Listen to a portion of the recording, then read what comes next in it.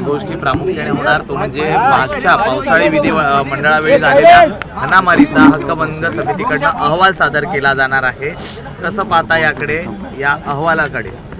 खरं तुम्हाला जशी आतुरता आहे तशी सगळ्याच विधिमंडळ सदस्यांना मुंबई अधिवेशनामध्ये जी 2 आमदार महोदयांच्या सहकारी कार्यकर्त्यांची आपसात हाणामारी झाली सगळ्यांनी पाहिली आणि अत्यंत चुकीचा तो प्रकार तिथं त्या दिवशी घडला. असं कधीच घडलं नव्हतं आणि त्याची चौकशी झाली.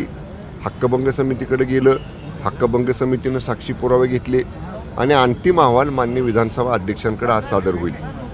अहवाल मान्य अध्यक्ष महोदयांकडे सादर झाल्याशिवाय त्या अहवालात काय आहे हे तर आपल्याला समजणार नाही. पण सर्वसाधारण जी परिस्थिती आहे त्यानुसार असं वाटते की ह्याच्यामध्ये जे कोणी दोषी आहेत त्यांच्यावर कडक कारवाईची शिफारस कदाचित त्या अहवालामध्ये असू शकते आणि हे होणं अत्यंत गरजेचं आहे. संसदीय कार्यप्रणालीनुसार, विधिमंडळ नियमाच्यानुसार अशा पद्धतीनं सभागृहाच्या परिसरामध्ये, विधिमंडळाच्या परिसरामध्ये हाणमार करणं हे कुठल्याही नियमात बसत नाही. कठोर कारवाई झाली पाहिजे आणि त्याचा परिणाम आपण बघतोय. आता 500ची संख्या कमी झालेली आहे.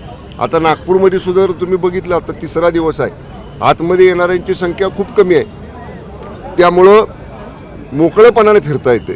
नाही तर आम्हाला लॉबीतनं सभागृहामध्ये जायचं म्हटलं तरी चोपदारला आमच्या तिथं लोकांना बाजूला करत म्हणजे कदाचित 2-3 मिनिटं उशीर व्हायचा आम्हाला आज जायला. पण ज्यासाठी नियम बनवले होते अध्यक्षांनी, मात्र हे नियम आमदार आणि सत्ताधारीच मंत्री हे तोडताना पाहायला मिळत आहेत. बिना पास नाही, आता ते बघा, तुम्ही बघितलं असेल, आता मी आलो, माझ्याबरोबर सुद्धा 2 कार्यकर्ते होते.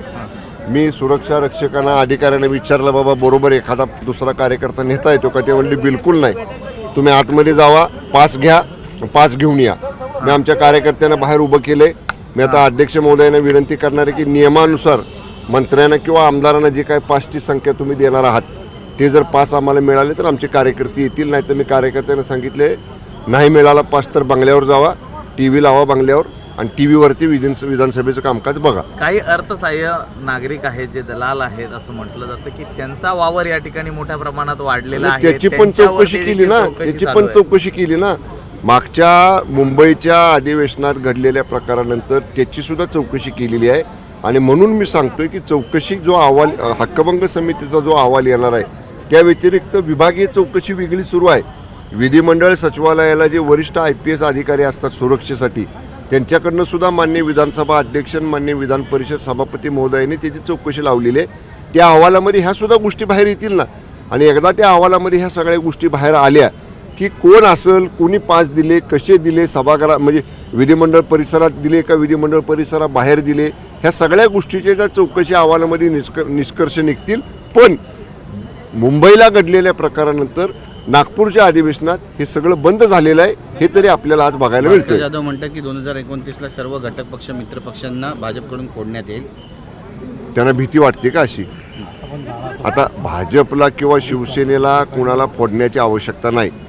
जे पलीकडं नाराज आहेत, ज्यांना पलीकडं काम करण्याची संधी मिळत नाही, ज्यांना पलीकडनं काही विकासाच्या कामासाठी मदत मिळत नाही, असे लोकांची रीग किंवा अशा लोकांचा कल हा म्हणजे नेहमीच सत्ताधारी पक्षाकडे राहिलेला आहे.